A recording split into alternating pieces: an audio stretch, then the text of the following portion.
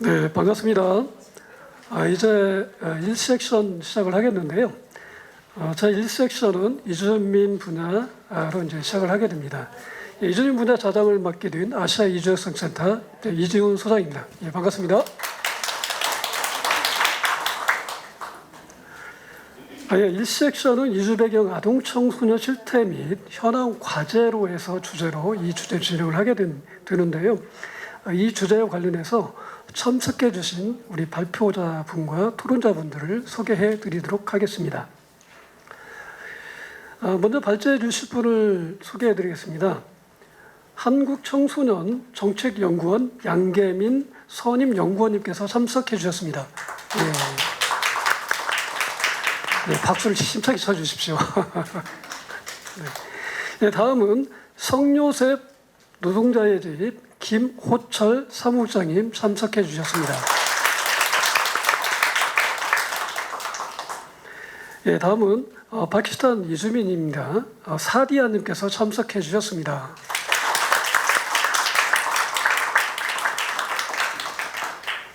예, 다음은 진안군 가족센터 이세름 선생님께서 참석해 주셨습니다. 예.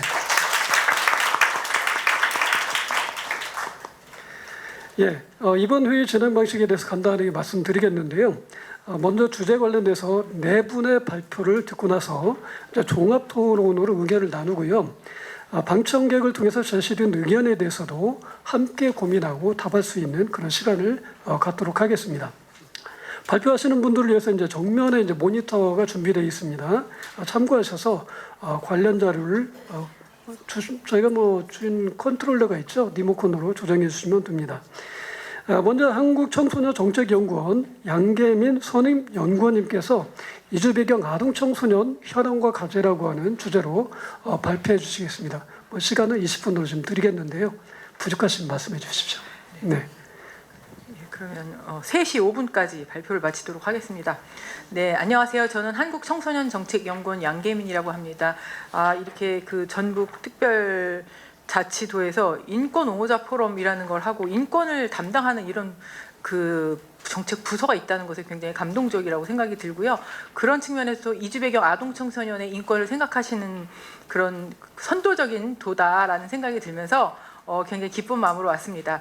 저는 이제 오늘 여러 가지 주제가 있는데 이주 배경 아동 청소년의 현황과 과제에 대해서 말씀을 드리려고 하는데, 우선 이주 배경 아동 청소년은 누구이고 어떤 유형이 있는가를 말씀을 드려야 합니다. 왜냐하면 누구는 이주 배경 아동 청소년이라고 얘기하기도 하고 또 누구는 다문화라고 얘기도 하고 용어가 현장에서 막 혼동되기 때문에 이거를 좀 정리를 하고 넘어갈 필요가 있겠습니다. 이주 배경 아동 청소년의 정의는 부모 또는 본인의 이주의 경험을 지닌 만 24세 이하의 연령에 속하는 자예요. 그래서 여기서 이주는 외국뿐만 아니라 북한도 포함하는 개념으로 그렇게 개념화를 했습니다. 왜냐하면 북한에서 넘어온 경우도 이주자가 지닌 어려움을 그대로 가지고 있고 말이 통하는 것 같지만 사실은 말이 통하지 않는다고 본인들은 얘기를 하고 있거든요. 생각보다 남한 사람들이 영어 너무 많이 써가지고 도대체 무슨 말인지 모르겠다. 그러니까 서로 근대화가 되는 과정이 굉장히 이질적이었기 때문에 넘어와서 같은 한국 사람이긴 하지만 굉장히 이주로 겪는 경험을 그대로 가지고 있고, 또 우리가 나중에 통계나 이런 것들을 비교를 하고 정책을 비교할 때도 같은 선상에서 두고 그 안에서 비교를 하는 것이 과연 이들을 같은 정책 대상으로 볼 것인지 별도로 할 것인지 이거를 볼 때도 같이 넣는 것이 좋겠다라는 연구 자들의 의견에 따라서 저희가 이렇게 정의를 했습니다. 그런데 여기서의 그 부모 또는 본인이 이주의 경험을 지녔어도 미성년 시기에 부모 동반으로 입국한 경우의 하나입니다. 그래서 유학생이라던가 그 근로자라든가 그렇게 본인이 단독으로 주체적으로 온 그런 경우를 얘기하는 건 아니고 부모 동반으로 들어온 경우를 얘기합니다. 그러면 뭐 유학생이나 근로자는 그럼 중요하지 않냐? 그게 아니라 다른 정책에서 다룰 문제다라는 거고요. 특히 2023년에 국민통합위원회에서 이주민과의 특위라는 특위를 했는데요. 거기서 이주 배경 주민이라는 용어를 제안을 하고 교육부에다가 이주 배경 학생이라고 용어를 사용을 하는 게 어떻겠나라고 했을 때 교육부가 이거를 수용해서 지금은 다문화 학생을 이주 배경 학생이라고 이렇게 용어를 사용을 합니다. 그래서 이주 배경 학생 아동 청소년의 하위 유형은 학생은 당연히 학교를 다니는 아이들이고요. 본인이 국내에서 출생했는지 국외에서 출생했는지, 그다음에 부모 중 한 명만 한국인인지 아니면 부모 모두가 외국인인지에 따라서 위에 4개 1, 2, 3, 4는 외국 배경입니다. 그래서 국내 출생과 국외 출생, 국제 결혼 가정 자녀가 있고요. 그 다음에 부모가 모두 외국인인 경우에는 국내 출생이거나 국외 출생, 외국인 가정 자녀로 구분이 됩니다. 예전에 교육부에도 그렇고 외국인 가정 자녀 다 똑같을 것 같지만 사실은 국내에서 출생한 아이들은 한국어 문제 전혀 없고, 그렇기 때문에 사실 국외에서 출생한 아이들하고 또 다른 측면이 있기 때문에 이걸 구분하는 게 좋겠다. 그들에게 맞춤형 정책을 위해서는 좀 세분을 하는 게 좋겠다라는 거고요. 그 다음에 북한 배경인 경우는 남한에서 출생한 경우, 그 다음에 북한에서 출생한 경우, 그 다음에 제3국에서 출생한 경우, 이렇게 3가지로 나누어집니다. 북한에서 출생한 아동 청소년이 우리가 얘기하는 북한 이탈 주민 지원법에 의해서 지원을 받을 수 있는 북한 이탈 청소년이라고 하는 거고요. 제3국 출생자는 북한에서 부모님이 다른 나라로 탈북을 하신 거죠. 대부분의 경우는 중국이고요. 거기서 결혼을 해서 애를 낳아가지고 데려온 경우.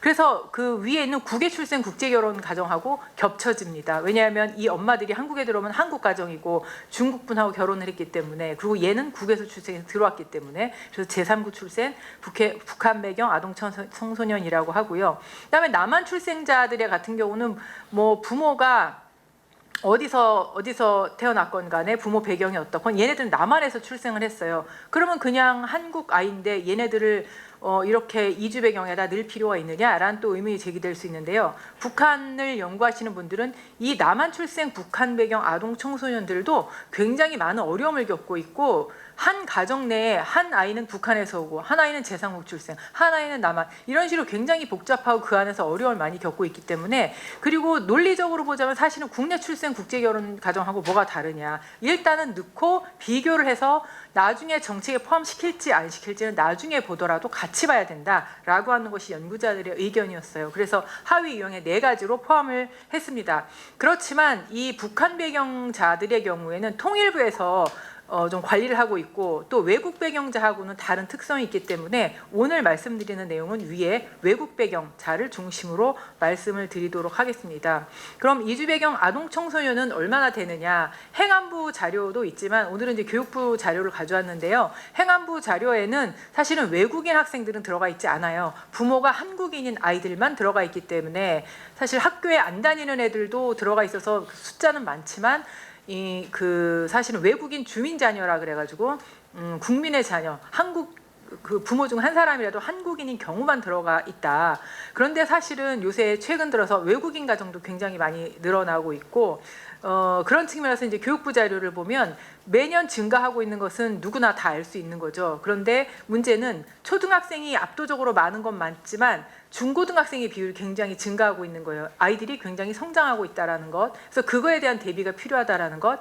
또 하나는 외국인 가정 자녀의 수가 계속 증가하고 있다는 거예요. 동포 비자 확대 때문에 이런 거라고 생각이 드는데, 그렇다라는 건 중도에 한국에서 태어나지 않고 한국말을 모르는 상태에서 들어온 그런 경우가 굉장히 많아지고 있다라는 거죠. 근데 이건 앞으로 점점 더 늘어날 것 같아요. 우리나라에서 외국인 유학생, 그다음에 외국인 근로자들을 막 받아들이겠다라고 얘기하면 그들이 여기에 정착하면 걔네들이 사실은 이 이주 배경 아동이 되는 거거든요. 그래서 우리 사회가 이들을 위한 여러 가지 준비를 하지 않으면 안 된다라는 측면인데요. 그래서 전국에 밀집학교라는 거는 이주 배경 학생이 30% 이상 재학 중인 학교인데요. 이게 전국에 100개나 된다라고 얘기를 하고 있습니다.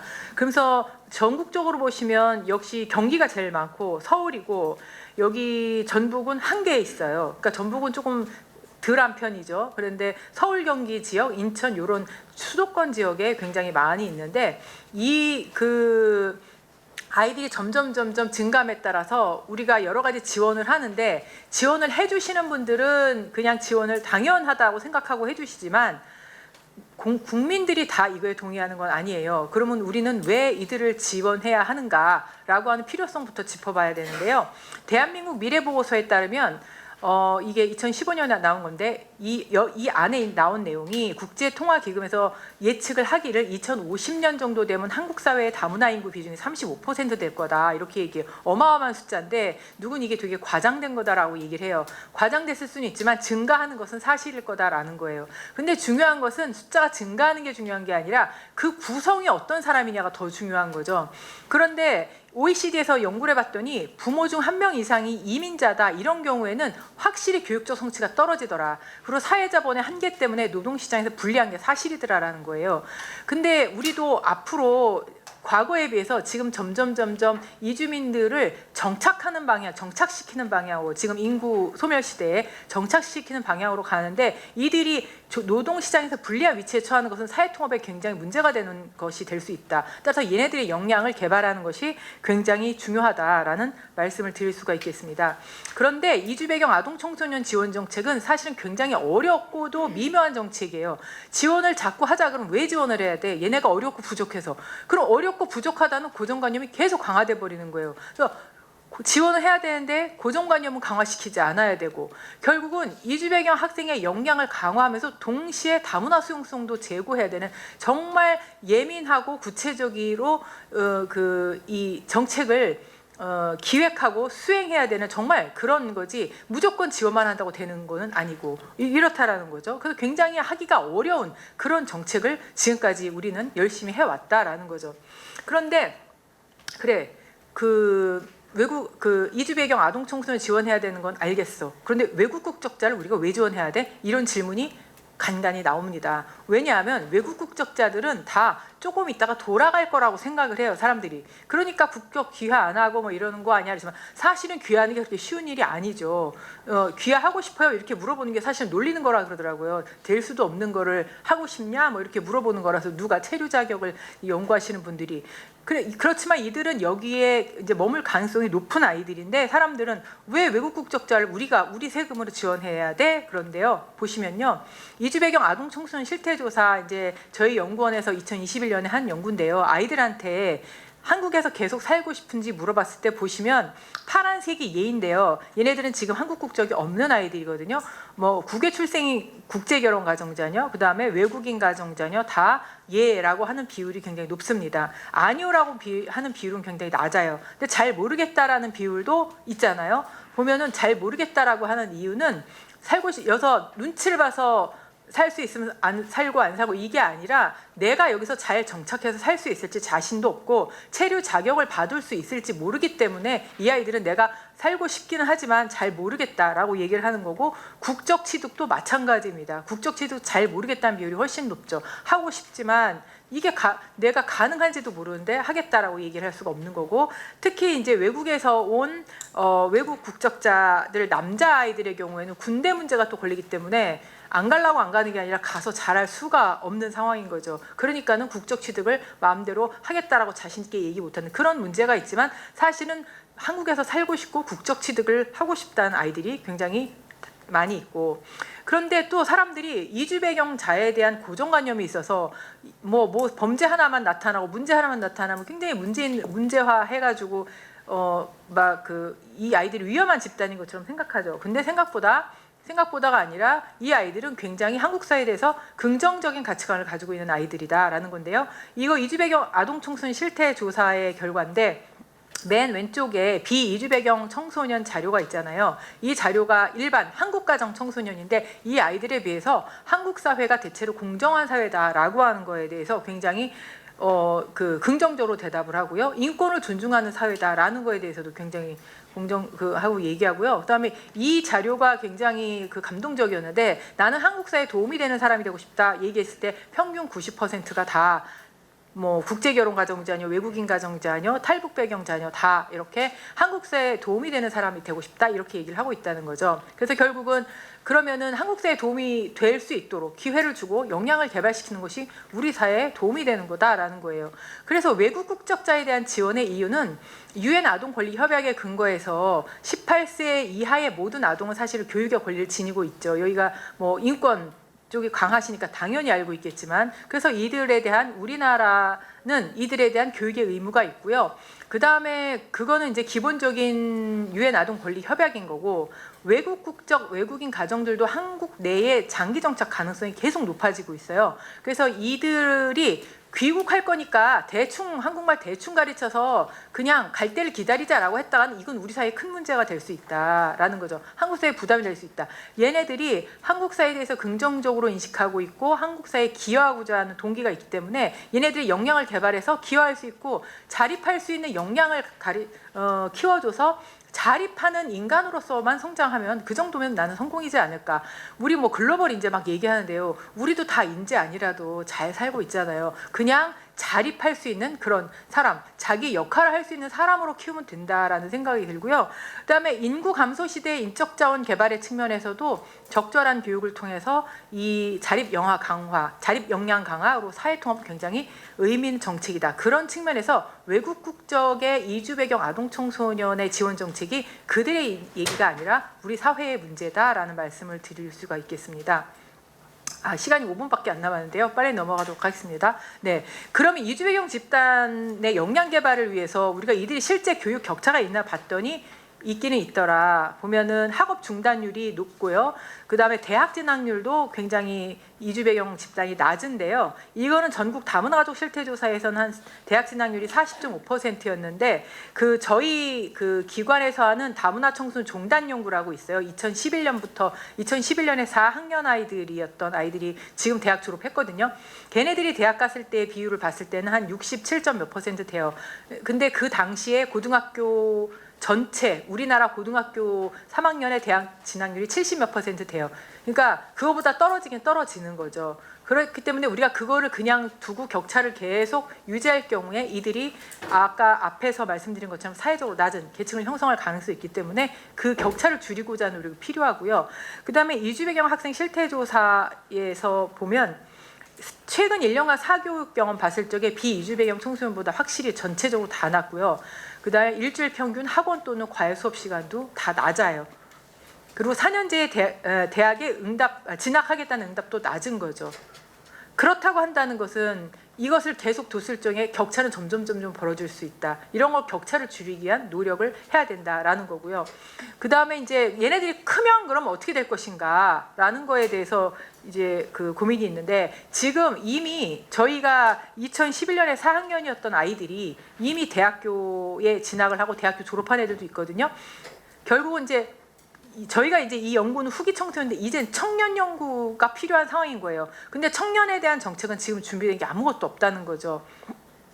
그래서 이제 이 연구도 거의 이제 9세에서 24세니까 청년 연령에 속하지만 24세까지를 제한을 해가지고 저희가 이 질적 연구를 해봤어요. 그랬을 때 결과는 뭐냐면 결국은 아까 앞에서 유형을 보여드렸는데 그 유형별로 그다음에 진로 특성별 뭐냐면 대학교 간에 취업하네 그다음에 니트 이런 애들에 따라가지고 필요한 지원이 굉장히 다양하고요. 가정 환경이나 부모 특성이 굉장히 중요하더라 라는 거죠. 결국 그거는 뭐냐면 그건 마찬가지잖아요. 어떤 한국 아이들도 마찬가지잖아요. 그럴 적에 공적인 지원이 이 격차를 줄이기 위한 노력이 굉장히 중요할 수 있다라는 거. 그다음에 정보 접근성의 문제가 있고, 그다음에 한국어 수준이 높을수록 장기 정착이나 귀화에 대한 의지도도 높고 유능하게 취업 자리도 굉장히 좋고 적응을 잘해요. 그래서 학교에서 뭐 이런 어떤 분들은 뭐 우리가 뭐 상호문화 교육이 중요해서 서로 이해하는 게 중요해서 얘네에게 왜 한국어를 그렇게 강조하냐 이렇게 얘기하지만 사실은 한국어를 강조하는 거는 동화 교육이 아니라 얘네들이 장기적으로 정착하는 데 있어서의 생존 교육이라고 저는 생각해요. 그래서 고등학교 때까지 열심히 한국어를 그냥 일상 대화 수준으로 하고 사회에 딱 나갔는데 취업 한국어 또는 대학 한국어를 못할 경우 그거를 커버할 수 있는 길이 별로 없어요. 그렇기 때문에 한국어 교육은 사실은 굉장히 중요하다 이들의 정착에 라는 얘기고요. 그래서 한국어도 잘하고 그다음에 자기 나라 말도 잘하는 애들은 그거를 활용해서 굉장히 취업도 잘하고 있더라라는 그런 얘기예요. 그래서 한국어 교육을 강조한다고 그걸 동화주의라고 치부할 일은 아니다라고 저는 개인적으로 생각하고요. 그다음에 이제 국외 출생이면서 이주 배경인 경우 그런 경우 이제 체류 자격이 불안정해가지고 진로를 아주 주도적으로 할 수가 없는 거죠. 그러니까 왜냐하면 19세 되면 나가야 되니까요. 19세 되면 더 이상 부모 동반 비자가 아니라 자기 성인 독립적인 비자가 되어야 되거나 나가거나 나갔다가 취업 비자로 들어와야 되는데 그것이 쉽지가 않다라는 거죠. 그러다 보니까 아이들이 대학 가기 싫어도 대학을 가서 유학 비자로 바꾸거나 아니면 불법이 되거나 이런 상황이 되는 문제가 있다. 그래서 이 그 안정적인 체류 자격, 적어도 여기서 초중 고등학교를 다니고 이랬던 여기서 태어난 아이들 이런 애들에 대해서는 안정적인 체류 자격이 굉장히 중요하다라는 말씀을 드리고요. 그다음에 그 지원 시스템은 그러면 일반적인 뭐 청년 센터 아니면 아동 청소년 뭐 수련 시설 이런 데서 같이 하는 게 좋으냐 별도로 하는 게 좋으냐라고 했을 때 본인들은 별도가 좋다. 왜냐하면 그게 더 전문성이 있고 자기들을 잘 이해해 주기 때문에. 그래서 우리가 무조건 통합을 중요하게 강조할 것이 아니라 사안에 따라서는 사실은 선별적인 지원 체계도 필요하다라는 말씀입니다. 그래서 결론적으로는 진로 및 진학, 그다음에 사교육 경험, 부모의 진로 지원 등에서 청소년 일반 집단에 비해 가지고 격차는 존재한다. 그건 이제 집단 대 집단으로 비교했을 때예요. 물론 이주배역 내에서도 굉장히 잘 살고 부모 교육 수준이 높고 이런 아이들은 확실히 다르죠. 하지만 아닌 사람들이 다수라는 것이 문제이기 때문에 이 격차 해소를 위한 노력을 해야 된다. 특히 가정이나 부모의 영향이 중요한데 가정이나 부모에서 역할을 못할 게 그걸 해야 되는 것이 사회적인 지원이고 공교육이고 그렇다라는 거고, 그다음에 외국 국적자라도 한국의 정주 가능성이 점점 높아진다. 안 나가요. 그래서 이들에 대한 정책적 준비가 필요하다. 그래서 공교육계의 격차 해소를 위한 노력이 굉장히 중요한데 한국어, 그다음에 한국 사회 적응, 직업 교육 이런 것들은 굉장히 중요한 문제다라는 거고요. 그다음에 체류 자격의 문제, 이거는 기본적으로 이들의 안정적 성장에 있어서 필수적인 거다. 이 문제를 어떻게 보다 적극적으로 해결할 것인지가 필요하다라는 거고요. 그다음에 다섯 번째로는 당사자의 역량 개발도 중요하지만 일반 국민 대상 다문화 수용성 교육도 굉장히 중요하다. 이들이 역량이 강화되어도 이들을 받아들이는 한국 사회의 태도, 이거가 부정적이라고 한다면 이들이 같이 사회 통합이 될 수 없기 때문에 그렇다라는 거고요. 그다음에 지금 이제 현재는 점차 외국 국적자의 문제가 이제 시급해서 우선적으로 접근해서 요새 굉장히 많은 토론이 이들의 체류 자격, 난민 문제 이런 포럼이 굉장히 많이 열리고 있어요. 맞아요. 되게 시급하고 중요해요. 특히 얘네가 청년이 돼가지고 나갈 아이들이 막 많기 때문에 이게 굉장히 시급하긴 한데, 그럼 국내 출생 국제결혼가정자녀는 전혀 문제가 없는 것인가? 이거는 약간 관심에서 조금 멀어진 것 같아요. 그렇지만 이것도 우리가 눈여겨서 잘 봐야 되는 문제인 것 같다. 특히 서울, 경기, 인천 이런 지역에는 외국 국적자 많지만 지역으로 갈수록 국내 출생 국제결혼 가정자들이 굉장히 많단 말이에요. 근데 이런 거에 대한 관심도 놓지 않아야 된다라는 말씀을 드리면서 5분에 딱 마쳤습니다. 감사합니다. 네, 감사합니다. 박사님 끝내주시네요. 이야, 정확하게 이게 시간을 맞추셨습니다. 서울에서만 뵀었는데 이게 전주 와서 이렇게 전라북도에서 와서 보니까 더 좋네요. 예. 다음은 성묘수협 노동자의 김호천 사무국장님께서 한국에서 태어난 미등록 청년 난나 씨 이야기를 중심으로 해서 인권에 관련된 부분, 이주민 청소년, 이주뱅이 청소년에 관련된 부분을 말씀해 주시겠습니다. 예, 네. 부탁드립니다. 네, 성유섭 노동자 김호철입니다. 란나가 아니고 린나입니다.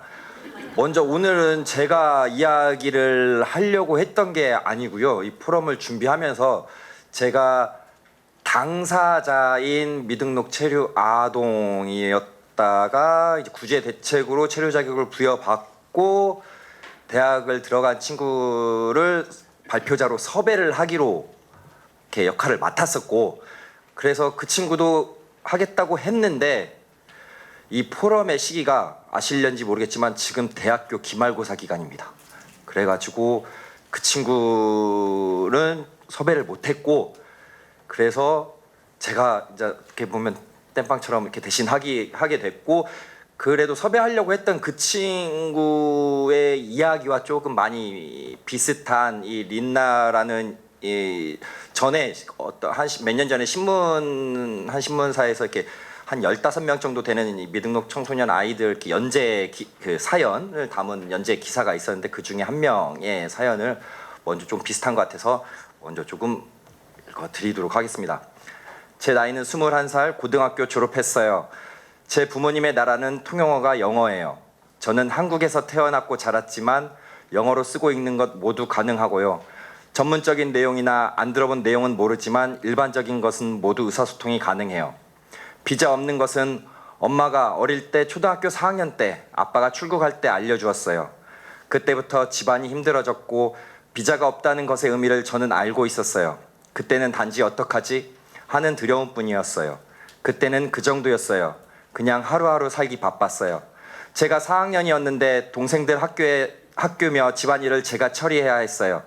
제가 대신 통역하고 예를 들면 수도요금 내야 한다면 어머니에게 얘기하고 어머니가 돈 구해서 내고 동생들은 초등학교까지는 제가 챙겨주고 중학교 때부터는 자기 일은 자기가 웬만한 것은 처리했어요. 집안일 하면서 애들 보고 정신 없었어요. 생각해보면 오래오래 상처가 되는 일들이 몇 가지 있죠. 아주 어렸을 때 동생이 유치원 못 다니게 된 것, 두 번째는 고등학교 갈 때, 그리고 학교, 어릴 때는 학교가 인생의 전부였는데 거부당했을 때였어요. 이거 안 돼, 너 안 돼, 어릴 때 서러웠던 것 같아요. 비자가 없어서 제가 할 수 있는 게 많지 않았어요. 핸드폰 개통해야 하는데 안 되고, 수학여행 가려면 보험 들어야 하는데 안 되고, 새로 부임하는 담임선생님은 매년 새로 물어보시죠. 매년 얘기해야 하고 그래도 비자 없는 상황을 이해하지 못해주세요. 그게 말이 되냐고도 하시죠. 그러면 다시 설명해드리고 이게 매년 반복되는 거예요. 동생도 마찬가지예요. 제가 설명해주고 이것도 안 돼요. 저것도 안 돼요. 그러면 왜 안 돼? 그러면 다시 설명해드리고 그 반복되는 일이 처음에는 슬펐는데 나중에는 짜증이 나는 거예요. 나중에는 아니 학교에서는 인수인계 좀 제대로 해주지 하는 생각도 들더라고요. 아프면 병원에 가야 하는데 비자 없어도 갈 수 있는데 의료보험이 안 되니까 생각보다 돈 차이가 크더라고요. 그래서 최대한 병원 안 가요. 더 속상한 건 동생은 당시 어린이집에 다녔는데 비자 문제가 알려지고 나자 어린이집에 못 가게 된 거예요. 잘 다니던 곳을 버스 타고 통학할 때도 저희는 저희 이름으로 버스카드 등록을 못해요. 본인을 인증해야 하는 모든 것에서 우리는 막히죠. 그렇게 안 되는 게 많았어요. 초등학교까지는 왕따 당해서 안 좋았어요. 서울에서 유치원 어린이집을 동네 근처에서 다녔는데 학교는 옆 동네에 있는 학교로 가게 되었던 거예요. 거기는 아는 애들도 없었고 그러면서 왕따가 되었죠. 당시 학교에서는 그것 관련해서 전혀 케어를 안 해주셔서 방치되었고 결국 학교를 옮기게 되었어요. 거기서도 아이들에게 왕따를 당하고 여러 가지 사정도 안 좋아지고 했죠. 그래서 다른 지역을 두어 군데 옮겨 다니다가 지금 살고 있는 지역으로 오게 되었어요. 중학교도 못 간다 했다가 힘들게 학교 갔고요. 여기에 와서 좋은 동네 친구들 만나고 공부도 교회에서 지원을 좀 해줘서 좀 시작했어요. 공부를 잘하기 시작하니 너무 좋은 거예요. 그때부터 좋은 거예요. 근데 고등학교 들어갈 때가 되었는데 이 지역으로 이사 왔을 때 여기는 저 같은 학교의 학생이 전혀 없었던 거예요. 제가 고교 들어가기 1년 전에 법이 바뀌어서 비자 없이도 입학이 되긴 했는데 교육청에서는 안 된다고 하면서 입학을 안 시켜버린 거예요. 학교 배정을 아예 안 해버린 거죠. 비자 없어서 고등학교 못 간다느니 좀 있으면 한국을 떠나야 한다느니 그런 말까지 나오고 그래서 어머니께서 서울까지 가서 변호사 만나고 겨우 어렵게 입학했어요. 그때 많이 울었죠. 마침 그때 공부가 막 재미가 생겨서 꿈이 막 생기려고 했는데 그래서 많이 서러웠어요. 이렇게 모든 것이 먼저 부정이 되니까 뭘 하려면 먼저 묻게 되는 거예요. 이거 되나요? 저거 되나요? 확인하는 거예요. 그러면 어른들은 되는지 안 되는지 물어볼게요 하고 웬만하면 하지 맙시다 이런 대답을 듣는 거죠. 저는 좀 욕심이 좀 있어요. 배우고 싶은 욕심이요. 공부를 좋아했었고 제가 발전할 수 있다는 걸 알아요. 또 잘하기도 해요. 그런데 솔직히 미래 계획이 없어졌어요. 고교 입학 때까지는 이런 걸 잘 할 거야, 저런 걸 하고 싶어, 저런 생각을 했었는데 점점 안 된다, 막힌다고 이렇게 되니 그럼 되는 게 뭐야 하면서 되는 걸 급급하게 찾고 안 맞아도 적응해야 하는 거예요. 그러다 보니 급해지고 어느 순간 생각하려고 보니 아무 생각 안 들고 아무 감정 안 들고 하루라도 문제없게 빨리빨리 살아야지 하는 생각만 들었어요. 다른 사람들은 무슨 일이 생기면 아 이래야지 저래야지 하는데 저는 다른 초이스가 없는 거예요. 그게 슬퍼요. 다른 선택지가 없다는 게. 저는 제가 생각해도 굉장히 긍정적이에요. 어떡하든 되겠지. 그러나 죄는 짓지 말자는 자세를 갖고 있죠. 내가 안 좋은 상황이라도 불우한 것이 있다고 힘들게 해버리면 좋은 일보다 안 좋은 일이 생기는 거예요. 학교를 안 다니고 자기 개발을 하면 모를까 학교를 안 다니면서 죄를 짓고 술, 담배하고 그런 거는 내 자신을 망칠 뿐만 아니라 가정을 망치는 바보 같은 짓이라고는 생각을 했어요. 억지로 그걸 하려고 하면 저는 힘들고 그래서 그렇게 고민되는 일이 안 생기게 했죠. 주변에 그런 좋은 말 해주는 사람이 많았어요. 어머님이 많이 노력하셨고 엄하게 하셨어요. 공부는 못했지만 죄 안 짓고 살 수 있게 된 게 고맙다고 생각해요. 한국 사회에 대해서 하고 싶은 말이요. 놓치지 마세요. 그 사람들 놓쳤다가 후회할 수 있고요. 그 사람들이 도움이 될 수 있어요. 법, 의학 이런 것은 아니겠지만 어디서든 도움이 될 수 있는 사람들이에요. 같은 사람들이라고요. 같은 문화를 누리는 그 사람들을 놓치지 않았으면 좋겠어요. 늦게라도 그 사람들을 배척하지 않았으면 좋겠어요. 사람이 똑같이 대해주면 엇나갈 것도 잡아주는 것이 있더라고요. 무엇보다 동떨어진 사람이라는 느낌만 갖지 않게 해주었으면 좋겠어요. 만약 비자가 있었다면 무엇을 하고 있었을까? 무엇을 하고 있지는 않아도 적어도 지금보다는 두려워하지는 않았을 것 같아요. 뭘 하는 것에 대해서 어릴 때는 뭐든 다 할 수 있다. 이런 포부가 있겠지만 상황이 안 좋아도 배울 수 있으니까 배우고 힘들어도 아무 생각이 없는 게 아니라 이거 해야지 하는 설렘을 갖고 살았던 것 같아요. 어릴 때는 연예인, 디자이너도 생각해 보았으니까 비자가 있었다면 일자리 알아보고 그렇게 다녔을 것 같은데 지금은 당장 사는 게 급하니까 하고 싶은 것 다 무시하고 일단 살아남자 이것만 생각하게 되죠. 이 린나의 이야기는 지금 뒤에서도 이야기를 하겠지만 2021년에 한국에서 미등록 불법 체류 장기 아동 구제 대책이 시행되기 전에 21살이 되었을 때의 이야기입니다. 그러니까 이 친구는 한국에서 태어나 20살이 넘게 21살이 되었지만 여전히 미등록 상태에서 이 이야기를 한 거였고요. 근데 이제 지금은 조금 그것과는 좀 상황이 달라서 다른 이야기들을 조금 해보겠습니다. 한국을 포함해서 전 세계 가장 많은 국가가 비준한 UN 아동권리협약은 당사국의 체류 자격 또는 국적과 무관하게 관할 내 모든 아동의 권리를 보장한 의무를 부여하였습니다. UN 아동권리협약은 아동이 이동 또는 그 부모의 신분과 관계없이 어떠한 종류의 차별도 받지 않는 것을 목적으로 한다. 또한 UN 아동권리협약의 비준 당사국은 아동에 관한 모든 활동에서 아동에게 최선의 이익을 최우선으로 고려해야 한다. 이와 관련하여 UN 아동권리위원회는 아동 최상의 이익의 권리는 그 자체로 실체적인 권리로 아동에 영향을 미치는 모든 결정 절차에서 결정이 아동에 미쳐질 영향을 판단하여야 한다고 규정하였으며 2017년에는 UN 이주노동자위원회와 함께 공동 일반 논평을 통해 특히 아동이 대상국에서 태어났거나 장기간 거주한 경우 또는 부모의 출신국으로 귀환하는 것이 아동 최상의 이익에 반하는 경우 자식과 함께 거주하는 비정규직 이주민들에 대한 체류 자격 정규화를 위한 경로를 제공할 것을 권고하기도 했습니다. 국적국이 아닌 외국에서 태어나고 외국에서 살아가는데 아이들 본인의 선택은 없는 경우가 많습니다. 이러한 점에서 UN 아동권리협약의 당사국들은 다양한 형태로 미등록 이주 아동의 정규화 정책 및 법제화를 두고 있습니다. 시간이 없겠죠? 그러면 다른 나라의 사례들은 조금 생략을 하고요. 2019년 UN 아동권리위원회는 제5차 및 제6차 국가보고서에 대한 심의 진행 후 발표한 최종 견해를 통해 한국 정부의 장기 거주 이주 아동의 정규화를 권고하였고 한국의 법원과 국가인권위원 역시 이주 아동 체류권 보장의 필요성에 관한 결정과 함께 직간접적으로 정부의 정책 마련을 촉구했습니다. 그래서 한국에서 미등록 이주 아동은 한국에서 외국인으로 태어났다는 이유로 또는 부모님을 따라온 국가가 한국인이라는 이유로 아동이라면 반드시 누려야 할 권리에서 배제되고 있기 때문이었습니다.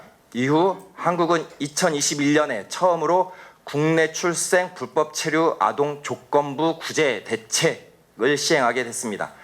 다만 국내에서 출생으로 15년 이상 국내 체류 중이면서 중고교 재학 또는 고교 졸업자만을 대상으로 하였습니다. 이때는 시행 기간이 채 1년이 되지 않았고 조건이 너무 엄격해 이때는 단 40명만이 체류 자격을 부여받았습니다. 그래서 2022년에는 이보다는 좀 완화된 3년간 한시적인 3년간 국내 장기 체류 아동 교육권 보장을 위한 체류 자격 부여 방안이 시행되면서 국내 출생 또는 영유아기 6세 미만 입국 후 6년 이상 체류 또는 영유아기 입국 후 7년 이상 체류한 초, 중, 고교 재학생 또는 고교 졸업생들에게 체류 자격을 부여하게 됩니다. 이 제도를 통해서 2023년 8월 말까지 아동 644명이 체류 자격을 부여받게 되었습니다. 올해 3월 말까지였던 이 제도는 28년 4월 말까지로 다시 3년이 연장되었습니다. 그러면서 지난 4월에는 국내 성장 기반 외국인 청소년 취업 정주 체류 제도가 마련되면서 보다 더 안정적이고 다양한 기회 제공이 되었습니다.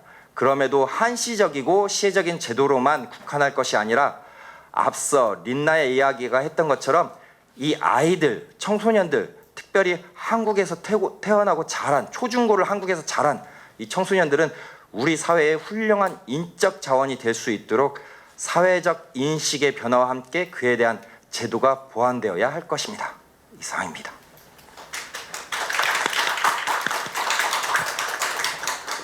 네, 감사드립니다. 이주 배경 아동 청소년들의 체류권이나 뭐 이런 부분에 상당히 불안정한 부분들이 많이 우리한테 놓여져 있는데요. 특히 미등록 이주 배경 아동 청소년 같은 경우는 더욱더 이제 불안정성이 좀 높게 나타날 수밖에 없는데 사례를 중심으로 잘 말씀해 주셨습니다. 네, 감사드립니다. 다음은 파키스탄 이주민인 사리아님께서 외국인 생활의 어려움이라고 하는 주제로 좀 말씀해 주시겠습니다. 예, 부탁드립니다. 예, 박수 좀 함께 쳐주십시오. 안녕하세요. 저는 파키스탄에서 온 비비사디아입니다. 지금으로부터 17년 전에 2008년 11월 달에 남편 따라 사업 비자로 대한민국에 입국했습니다. 처음 한국에 와서 경기도 안양시에서 사업을 하게 됐는데 한국에서 입국할 때 당시만 하더라도 큰 아이는 5살이고 둘째 아이는 임신을 해서 제 뱃속에 있던 상황이었습니다.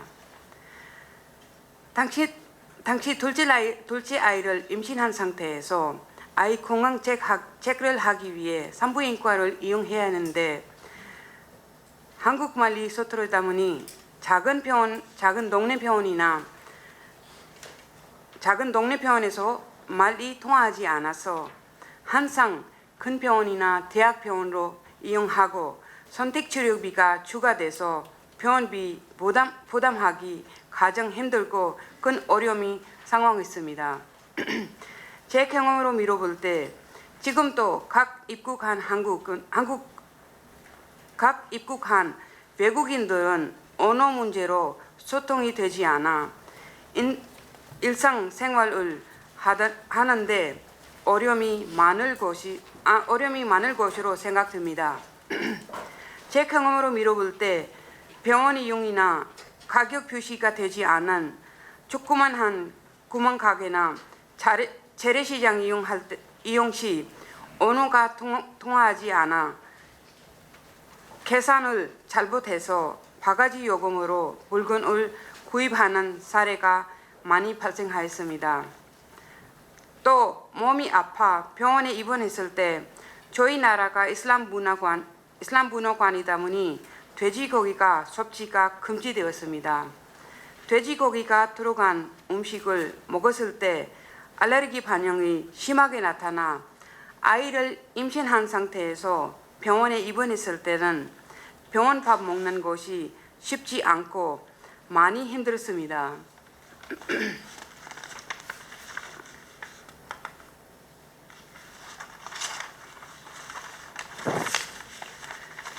지금 17년 차 한국 생활 하면서 한국말도 좀 알았고 한국 문화도 어느 정도 이해가 되면서 불편함이 많이 줄어들었으나 17년 전 제가 한국에 처음 와서 언어 소통으로 많이 불편함을 겪었듯이 외국인들이 처음 한국 생활하는 것이 무척 힘들고 어렵다는 것 한국 사람들이 알아주었으면 좋겠습니다. 또한 외국인으로서 아이들을 교육하는 데 있어서 안양시에서는 병설 유치원을 보내면서도 한국 아이를 무상 교육 혜택을 받고 외국인 자녀들은 모욕료를 내고 다니는 차별받았지만 남편 건강이 나빠서 요양처 시골로 내려오게 됐는데 이곳 전북 정읍시에서 거주하면서부터 유치원과 어린이집 교육비가 무료있고 급식비도 우유급식비도 무료, 학부모 부담금도 무료, 아이들 교육하는 것이 참 좋았고 행복했습니다. 지금 17년 차 한국 생활하다 보니 아이들이 잘 자랐고 큰 아이는 2025년도 국립대학 입학하게 되었습니다.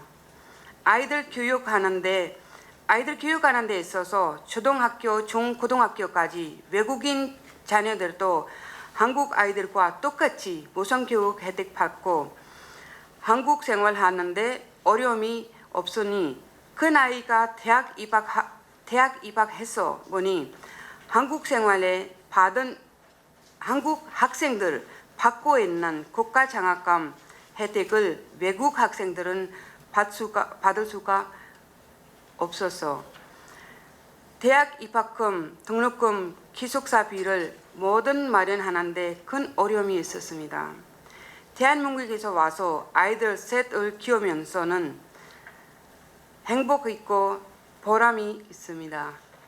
한국 많은 복지 혜택과 문화 혜택을 누리면서 살았던 생활에 감사하면 이렇게 좋은 혜택을 받으면서 살아온 만큼 저희 남편은 받은 은혜는 부담하기 위해 저희가 살고 있는 마을 주민분들의 전자제품 수리나 집안에서 사소한 일거리도 파키스탄에서 공대를 나온 기술 재능으로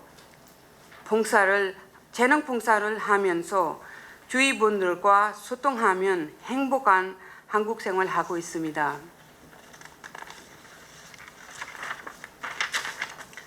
저는 파키스탄에서 언어학과 박사 과정을 공부한 재능으로 5개국어로 할 수 있는 외국어 실력을 가지고 있고 한국에서 의사소통 어려운 외국인들을 위해 경찰서나 법원, 검찰청, 교육청, 출입국 관리사무소에서 통역해주면 어려운 언어로 인해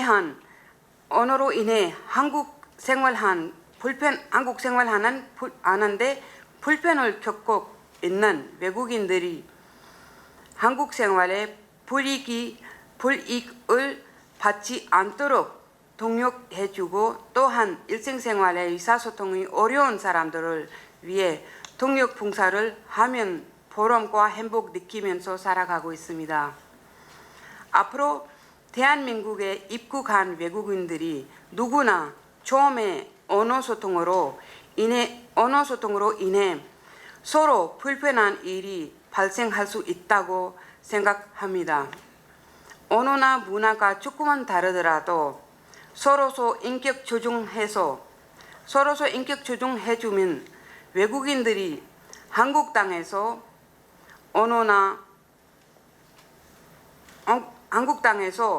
차별받지 않고 소통하고 배려하는 순진 대한민국 국민들이 되었으면 좋겠습니다.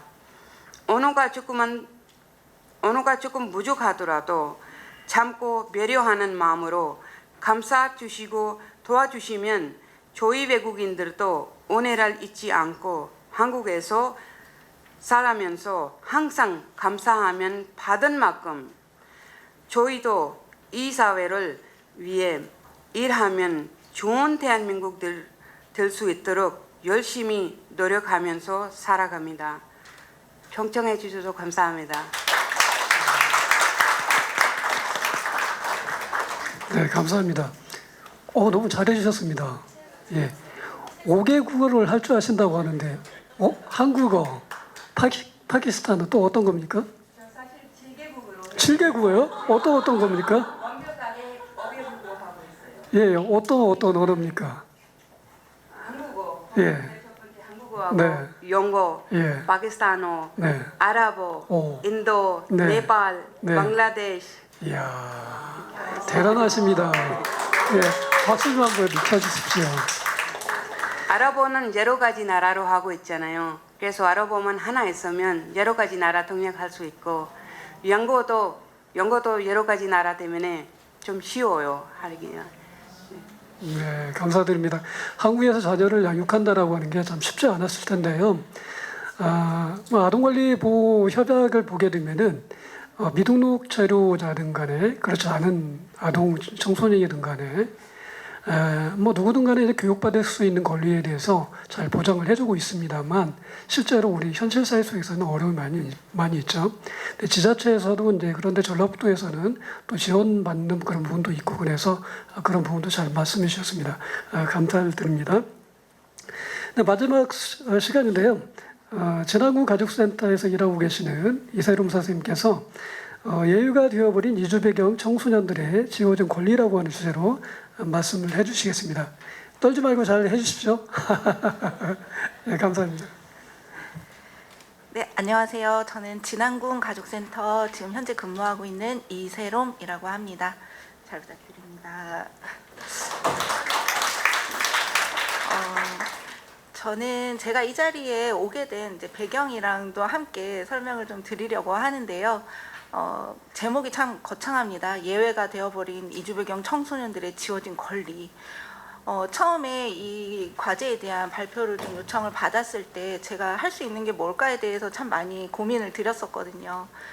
제가 여기에서 할 수 있는 거는 뭘까 고민을 하다가 제가 그동안 담당을 해왔었던 일에 대한 저의 사업을 담당하면서 만났던 그 친구들에 대한 이야기를 함께 여러분들과 하게 된다면 충분히 공감을 받고 그리고 앞으로 정책에 대한 제안에 대해서도 다양한 이슈들, 아이디어들이 있지 않을까. 그래서 제가 좀 전문가라고 말씀을 드리기엔 부끄럽지만 그래도 실무자로서 이 자리에 오게 되었습니다.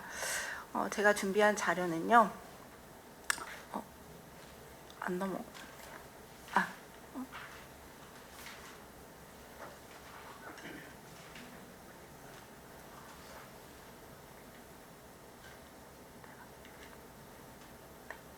네, 목차를 먼저 한번 살펴주시면 제가 이곳에 오게 된 만남이라고 하는 계기에 대해서 좀 설명을 드릴 거고요.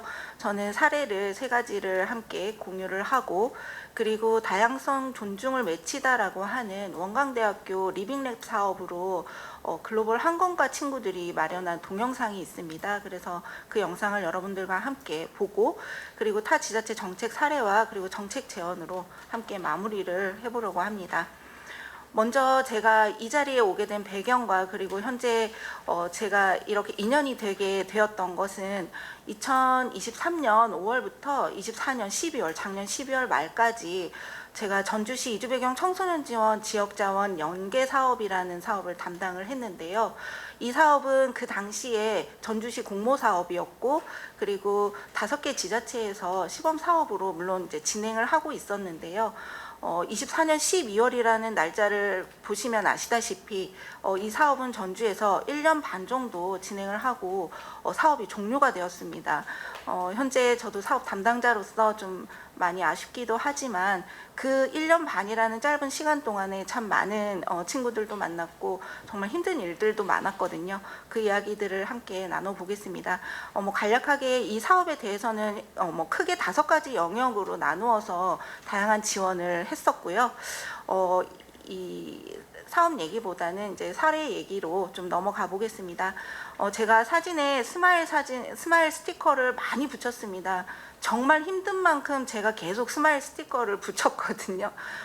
이 가족은 러시아 국적의 타지키스탄 소수 민족이고요. 그리고 뒤에 분홍 모자와 이렇게 가운데 있는 아버지, 그리고 양 옆으로 이렇게 세 형제들이 제가 이제 만났던 가족인데, 이 아버지가 미등록으로 전주에서 일을 하고 계셨었어요. 그런데 저희와 만날 때는 미등록이라는 거를 몰랐었고요. 그런데 이 세 아이들이 저희 그 우즈베키스탄 그 러시아어 통역 선생님을 통해서 발굴이 된 사례예요. 그래서 이 친구들이 23년 12월에 한국을 들어와서 저희 이제 그 당시에는 아직 가족센터가 통합이 되기 전이어서 전주시 다문화 가족 지원센터에 이제 한국어 교육을 하고 싶다 해서 이렇게 오시게 됐어요. 근데 이 세 친구들이 불과 열흘도 한국어 공부를 하지 않았을 거예요. 그런데 갑자기 결석이 있더라고요. 그래서 왜 결석이 됐지? 무슨 일이 있지? 하고 알아본 결과 아버지는 미등록인지 모르고 계셨던 상황에서 이 가족들이 비자 신청을 하기 위해서 출입국 사무소를 갔었고, 그때 아버지는 일을 하고 계셨는데 출입국 사무소에서 아버지에게 전화를 한 거예요. 와서 가족들의 비자 신청을 도와라. 근데 이 아버지는 아무 의심 없이 그냥 가셨어요. 그래서 그 자리에서 바로 보소로 이 가족들이 보는 앞에서 연행이 되었고요. 그래서 이 가족들은 아무 한국어조차도 할 수도 없고 온 지 이제 열흘? 아마 보름 정도 됐을 거예요. 근데 아버지는 이 가족들이 오기 위해서 그동안 굉장히 돈을 많이 모으셨어요. 근데 브로커를 통해서든 뭐 행정사를 통해서든 이 가족들을 초대하기 위해서 굉장히 비행기표 마련이라든지 이 비자를 신청하기까지 많은 비용을 들이셨는데 결국은 아버지가 그렇게 눈앞에서 갑자기 사라지게 된 거고요.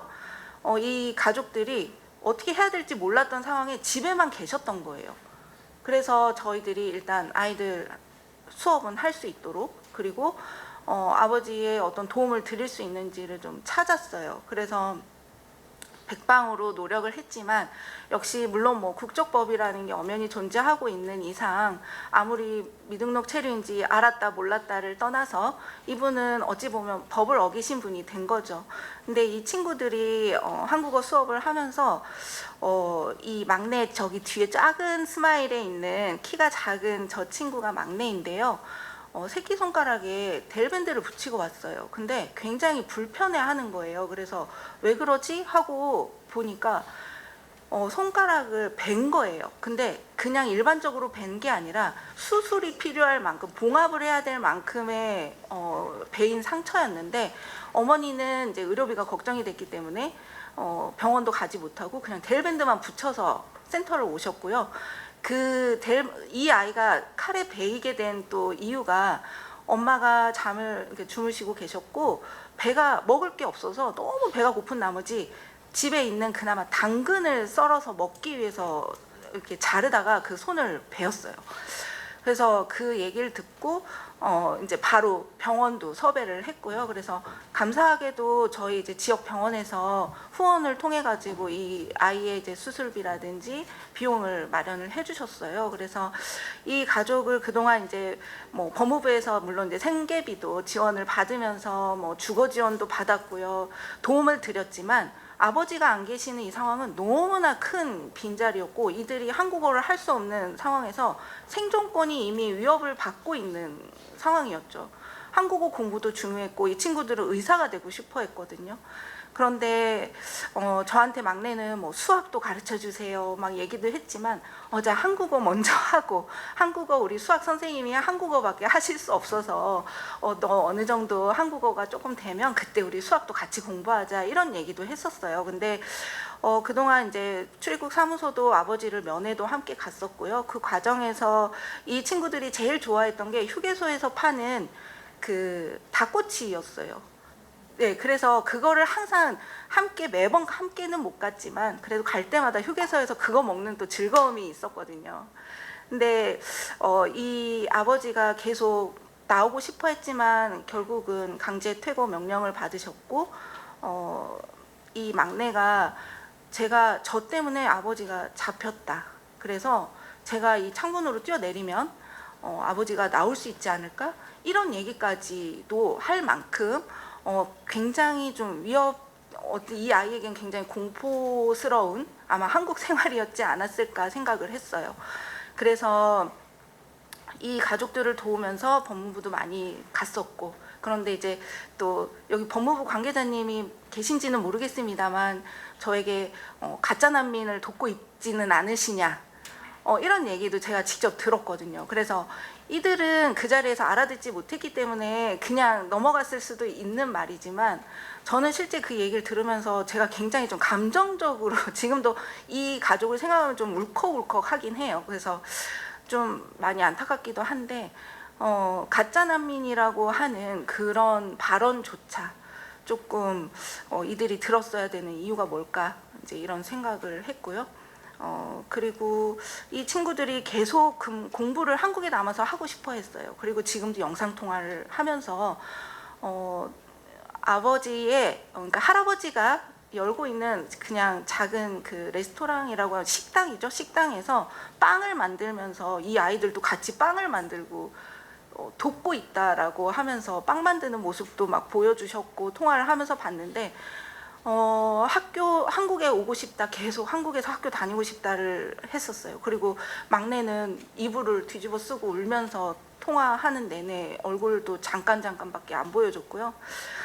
언젠가는 이 친구들이 한국에 오겠죠. 근데 한국에 왔을 때 물론 열심히 잘 하겠지만 아버지가 잡혀가는 모습을 봤고, 그리고 이 아버지가 특별히 비행기 안에까지 수갑을 채우지 않고 가달라라는 요청을 하셨는데 결국은 비행기 안에 자리에 앉을 때까지 수갑을 채운 채로 비행기 탑승을 하셨어요. 그래서 그런 아주 어찌 보면 기본적인 이분이 자체적으로 가겠다라고 스스로 얘기를 했음에도 불구하고 수갑을 채워서 비행기 안에까지 가서 이 가족들이 모두 끝까지 보는 데서 수갑을 풀었어야 되는 이런 상황들이 너무나 이 한국에서 이들이 겪었어야 됐던 아주 짧은 시간에 너무 큰 많은 인권 침해적인 부분에서 저는 좀 많이 이 가족들에게 좀 미안함이 있어요.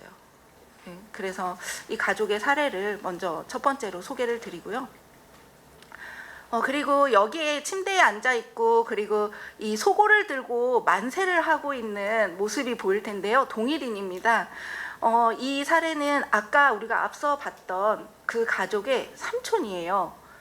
그 아버지의 막내 동생이고요. 남동생이고요. 알고 봤더니 후기 이주배경 청소년이더라고요. 23살이었어요. 그런데 한국에 와서 저희 센터에 와서 본 모습이 수염이 덥수룩하게 있었고요. 그래서 나이가 굉장히 많으신 분인 줄 알았어요. 그런데 어떻게 이야기를 하면서 알게 되다 보니 23살인 거예요. 그래서 너무 좀 죄송했어요. 외모만 가지고 이분을 평가를 해서 저의 편견이 이분에게 좀 더 빠르게 서비스를 드릴 수 있었는데 그렇지 못함에 너무 죄송해서 이 앞서서 이 아버지는 가족들과 함께 강제 퇴거로 이제 출국을 하셨고 이 남동생은 남았어요. 본인의 의지로 남았지만 결국 이분도 출국을 하셨어요. 자진 출국을. 근데 제가 이 속옷춤을 추고 있는 이 모습을 왜 이곳에다가 제가 사례로 넣었냐면 작년에 저희 그 얼씨구 모자이크 국악단이라고 인권문화축제 개회식 때 있었던 공연단을 기억하실지 모르겠습니다. 그때 저희가 이 인권축제의 개회식에서 얼씨구 모자이크 국악단이라는 속옷춤 공연을 아이들이 했었거든요. 근데 그때 함께 하려고 했었던 분이에요. 근데 이분이 하지 못한 이유가 생계 때문이었어요. 어쨌든 뭐 난민 지위로 지금 비자 신청을 하고 계셨기 심사 중이었기 때문에 계속 근로를 할 수도 없었고 그렇지만 이분은 뭐 잠깐 할 수밖에 없는 상황이었고요. 10,000원이라도 벌었어야 되는 상황이어서 저희가 뭐 알면서도 어쩔 수 없이 이 프로그램에 너무 나와서 저렇게 춤을 추고 싶어 하셨는데 결국은 저렇게 한 번 오시고 2번 정도 오셨을 것 같아요. 그 뒤로 오시지를 못했어요. 그리고는 한국어 수업도 몇 번 오셨다가 참여를 계속 못하시고 그냥 그 생계에 대한 부분 때문에 결국은 포기를 하고 러시아로 가셨는데, 러시아로는 현재 전쟁을 하고 있기 때문에 이분들이 1순위예요. 그래서 이분은 제3국으로, 아까 그 가족도 마찬가지고요, 제3국으로 출국을 하셨어요. 그래서 현재 이분이 제가 이제 출국하는 날 만났었거든요, 친구들과 함께. 그래서 물론 나라의 종교적인 특성상 뭐 술을 한잔 하시지는 못했지만 같이 치킨을 먹으면서 저녁 식사를 하고 이분이 그날 인천공항으로 가셨는데, 이 옆에 있는 이 생계 물품들은 이분 추석 때, 작년 추석 때 저희가 그 센터에서 거점 사업으로 동행이라는 프로그램이 있었는데요. 거기에 좀 지원을 해서 생계비, 생계 물품들을 30만 원어치를 지원을 해드리는 사업을 저희가 이분에게 좀 드렸어요. 근데 함께 마트를 가서 정말 필요하신 거를 다 사고 이렇게 집에까지 함께 들어갔는데, 이렇게 드리고 나서 저희가 돌아오면서 이분이 너무너무 감사하다고 하면서 눈물을 흘리셨어요. 왜냐하면 이때가 추석 연휴가 길었잖아요. 먹을 게 하나도 없었대요. 일도 할 수 없었고. 근데 이게 지금 먹을 수 있는 게 저희가 다 봐드린 거예요. 그래서 이분이 이때 그 고마움을 잊지도 못했고, 한국에서 뭐 형에게 했던 다양한 지원이라든지 이런 것들도 굉장히 감사했지만, 역시 뭐 국적법이라고 한 체류 자격에 대한 그 불안정성이나 이런 안정되지 못한, 가장 어찌 보면 저희들의 기본권이라고 할 수 있는 부분에 제외가 되면서, 예외가 되면서 이분은 결국은 제3국으로 갈 수밖에 없었거든요. 근데 이분은 지금 타지키스탄 그쪽에서 고등학교까지 졸업을 하셨어요. 그래서 한국에 와서 대학도 가고 싶다 이런 얘기도 하셨거든요. 언젠가 이분도 또 한국에 오시겠죠. 그때 이 아이들과 앞서 소개했던 그 삼형제와, 그리고 이분이 한국을 다시 찾았을 때 저희들이 계속 이렇게 정책 제언이라 하면서 정책 이런 포럼을 하면서, 그때도 더 나아진 환경에서 이분들이 한국에서 정말 나은 생활을 할 수 있을까, 저는 좀 그 부분에 대해서 이들에게 부끄럽지 않은 모습을 솔직히 계속 노력하면서 보여주고 싶어요. 그리고 마지막 제가 3번째 사례인데요. 이 친구는 한국 국적을 취득을 했어요. 근데 제가 이렇게 크게 동그라미를 크게 한 거는 좀 이제 이게 특정 유니폼이어가지고 좀 이 아이가 특정 이제 좀 될까봐 제가 좀 걱정이 되었고요. 이 오른쪽 사진은 이 친구가 작년에 제주도 캠프를 함께 참여를 했는데요. 제주도 캠프에서 저렇게 해맑게 웃어줬던 저 친구가 이곳에서 아르바이트를 하고 있었는데, 이 친구가 제주도를 한번 그 2박 3일 캠프를 가기 위해서 포기했던 건 이 친구가 생존권을 포기를 했다고 저는 생각을 해요.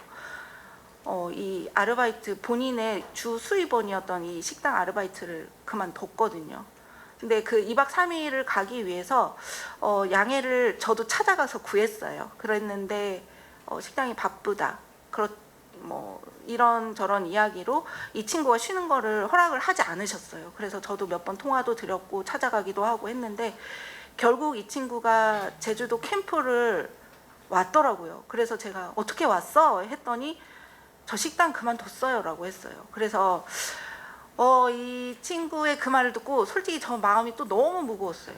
이 친구가 왜 굳이 이 식당 일을 그만두면서까지 여기를 오고 싶어 했을까. 근데 이 친구가 본인의 주 생계를 포기하면서까지 이 제주도 캠프 2박 3일을 위해서 이 포기한 이것은 뭐였지? 라는 생각을 많이 했거든요. 그래서 이 친구도 대학을 가고 싶어 했는데 한국 국적도 취득을 했고 대학을 갈 수도 있었지만, 결국은 이 친구 대학 입학을 현재 진로를 거의 포기한 상태로 있어요. 그래서 제가 계속 이야기도 했었고, 그런데 지금 아마 좀 또 어떨지는 모르겠습니다만 진로를 그때는 포기했어요 라고는 해서, 이 친구도 굉장히 제 한 구석에 마음에 좀 아픈 상처로 늘 기억하고 있는 친구입니다. 그래서 이 친구가 이 식당을 포기하면서 주 생계를 포기하면서 했던 이 제주 캠프가 정말 즐거웠거든요. 그래서 이 친구에게 정말 앞으로도 저는 한번 또 연락을 해보려고 해요. 그래서 제가 이렇게 지금 3가지의 사례를 좀 여러분들에게 좀 나눠드렸는데요. 이야기가 좀 어느 정도 제가 저 혼자 또 울컥해서 막 이렇게 좀 감정적인 이야기를 하지 않았을까 생각은 하지만 충분히 이 상황들이 전달이 되었을 거라고 저는 정말 생각을 하고 있습니다. 원광대 리빙랩에서 했던 이 다양성 존중을 외치다라는 동영상 한번 같이 좀 봐주시겠어요? 플레이 한 번만. 네.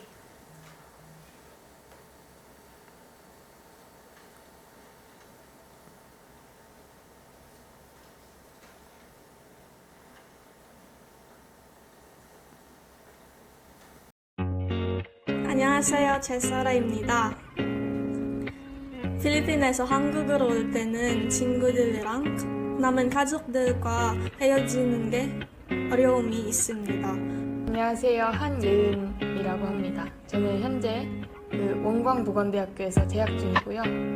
저는 한국인 아버지와 태국인 어머니 사이에서 태어난 다문화입니다. 현재 원광보건대학교 글로벌 항공서비스 학과에 다니고 있어요.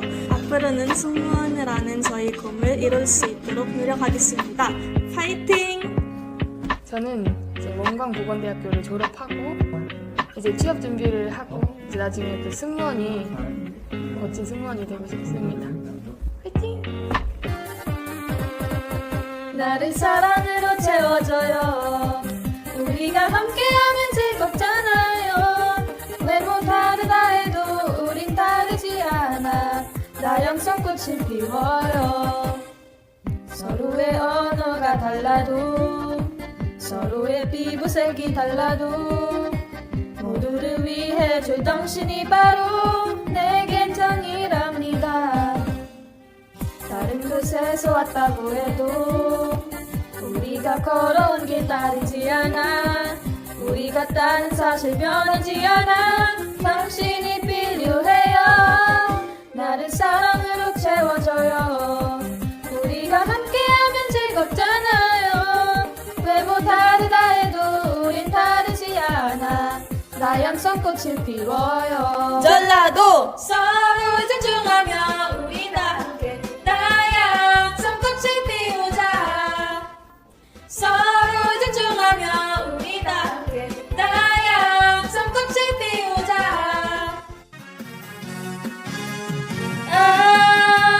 존중하며 함께 가는 길 손을 잡고 걸어가자. 필리핀도 좋아, 베트남도 좋아, 중국인들도 좋아. 좋아 좋아 당신이 좋아.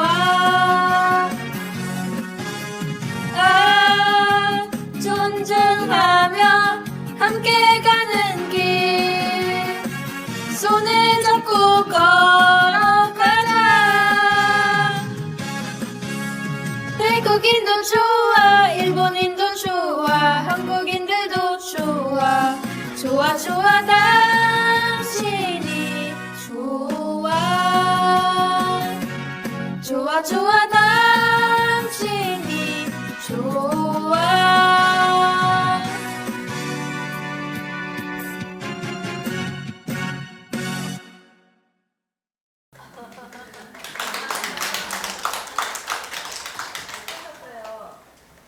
이 영상이 나오기 전까지 이제 교수님과 이 아이들이 저랑 이제 함께 이야기를 하면서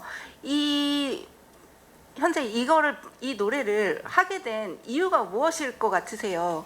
이 친구들이 생각을 했을 때 우리가 인권 침해를 당하고 있다라는 부분이 어디에서 가장 많을까라고 했을 때 공공기관이었어요. 이 친구들이 이야기할 때. 그래서 그 공공기관에 근무를 하고 계시는 분들이 어찌 보면 굉장히 선입견에 우리들 보고 있는 것은 아닌가. 그래서 그들의 40, 50대를 겨냥한 뭔가 메시지를 주고 싶은데 어떻게 하면 좋을지. 그러다가 자 트로트도 요즘에는 참 많이 유행하기도 하고 자 그렇다면 개사를 해서 한번 해볼까 이런 의견들이 함께 모여서 지금 이렇게 만들었거든요.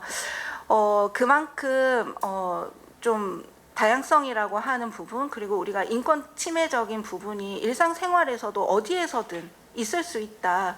이런 거를 한번 좀 여러분들이 한번 생각해 주셨으면 좋겠습니다. 노래는 즐거울 수 있지만 이 친구들의 마음은 굉장히 무거웠을 거예요. 현재 이제 타 지자체에서 뭐 정책 사례라고 했을 때 앞서서 사디아 선생님께서도 얘기를 해주셨고 2023년도에 충남에 그 외국인 아동 보육료를 동일하게 국내 아이들과 함께 지원하는 것을 충남에서 했었다라고 하는 제가 자료를 좀 봤는데요. 현재 대한민국에서는 0에서 5세 영유아 지원 정책은 이제 주민등록 번호를 부여받은 친구들, 이제 아동들만을 무상보육 대상으로 하고 있는데. 부모의 신분에 따라서 이제 교육권이나 보호권이 보장이 되지 않는 경우가 있기 때문에 외국인 부모님들이 앞서서도 말씀드렸듯이 경제적 어려움을 겪고 있는 건 사실입니다. 그래서 이 교육권의 보장과 그리고 보호를 받을 수 있는 권리에 대해서 사각지대가 분명히 존재를 하고요. 주민등록 번호를 부여를 받든 체류 자격을 받든 그것과 상관없이 우리는 인간으로서 누릴 수 있는 교육권과 보호권은 가져야 된다고 생각을 합니다. 그래서 현재 자치도내 저희 전북 자치도 내에서도 에듀페이에서 외국인 지급이 되는지는 모르겠습니다. 하지만 미등록 체류자에 대해서도 무조건적인 지원이 아니라 그래도 어느 정도는 이 사각지대를 돌봐줄 수 있는 그만큼의 저희들이 좀 방향은 가지고 있지 않을까 좀 그 부분에 대해서도 이야기를 하고 싶었고요. 일단 제가 앞서서 이야기했던 세 가지 사례들과 제가 그동안 느꼈었던 부분에서 이제 뭐 정책 제언이라고 하기엔 좀 거창하긴 합니다만 먼저 이주배경 청소년이 배울 수 없는 환경에 놓이지 않도록 지자체 차원에서 언어권이 충분히 보장이 돼야 된다. 그렇게 하기 위해서는 교육청이나 지자체 협력 기반 교육 재정의 예산이 좀 확보가 많이 되어야겠죠. 그리고 시민사회나 현재 저희 NGO들 여러 기관들이 커뮤니티 중심의 연계된 한국어 교실을 운영을 해야 되겠다라는 생각을 하고요.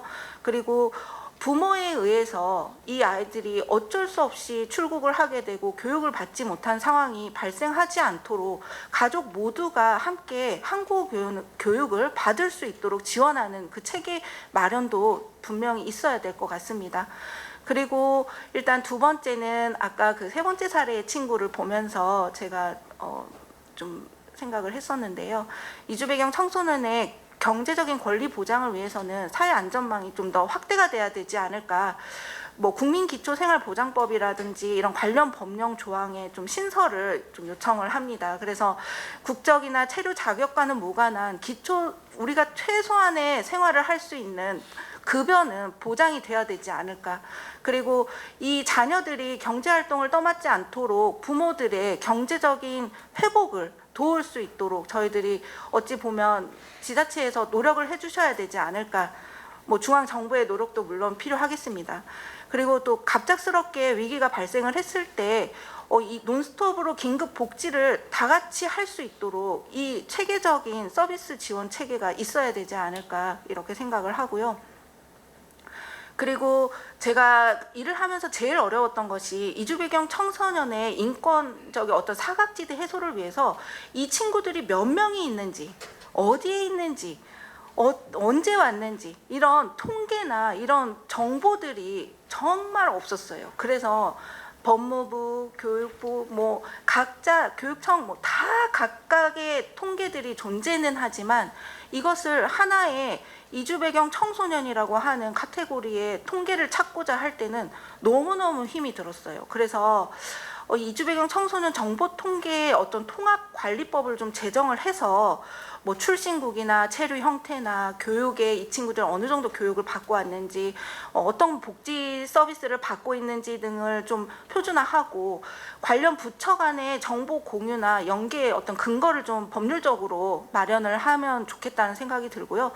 그리고 어찌 보면 뭐 중앙과 지자체 전체의 어떤 그 공동 운영의 통합 통계 플랫폼이 있었으면 좋겠습니다. 그래서 학교나 뭐 기관이나 NGO에서 직접 입력도 가능하고, 이 통계들이 언제든지 업데이트가 될 수 있도록 다각도로 좀 이 시스템이 구축이 좀 된다면 현장에서도 얼마든지 사각지대 발굴에서도 좀 더 효율적으로 사용을 할 수 있지 않을까 생각을 합니다. 우리가 놓치고 있는 게 뭘까요? 여기 앞에서도 항상 이야기하지만 국적법도 예외적으로 우리가 뭐 몇 년 이상 이런 기준들이 있는데요. 이 몇 년 이상이라고 하는 이 기준은 누가 만든 건지 모르겠습니다. 이 앞으로 이들에게 더 이상 예외라는 것이 없었으면 좋겠고요. 그래서 제가 오늘 발표를 준비한 것도 이런 내용이었습니다. 여러분 끝까지 들어주셔서 감사합니다.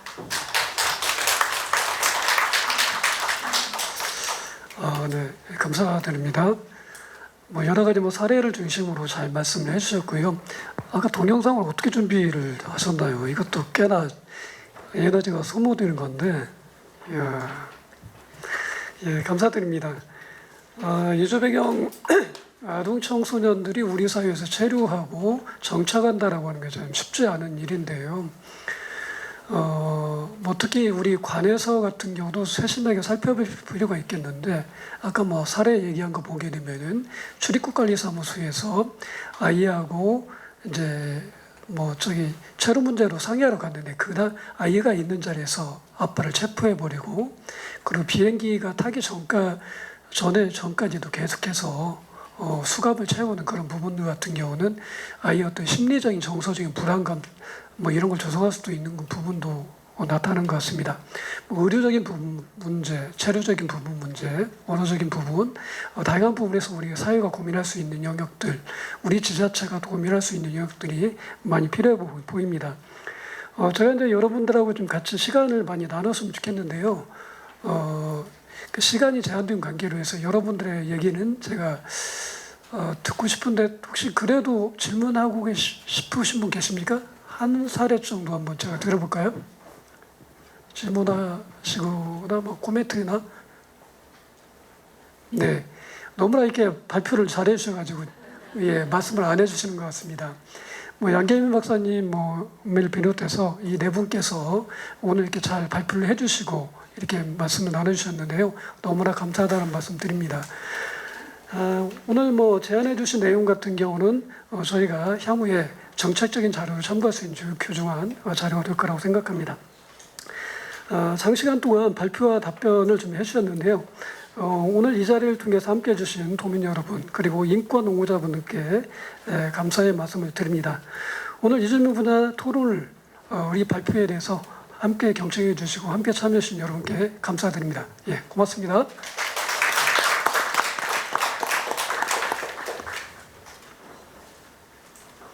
이상으로 1차 전북특별자치도 인권옹호자 포럼을 모두 마치겠습니다. 내일은 10시 30분부터 1차 포럼을 시작하고 아동, 청소년, 장애인, 노인, 여성 등 총 4개 분야가 예정되어 있습니다. 내일도 많은 참여 관심을 부탁드립니다. 감사합니다.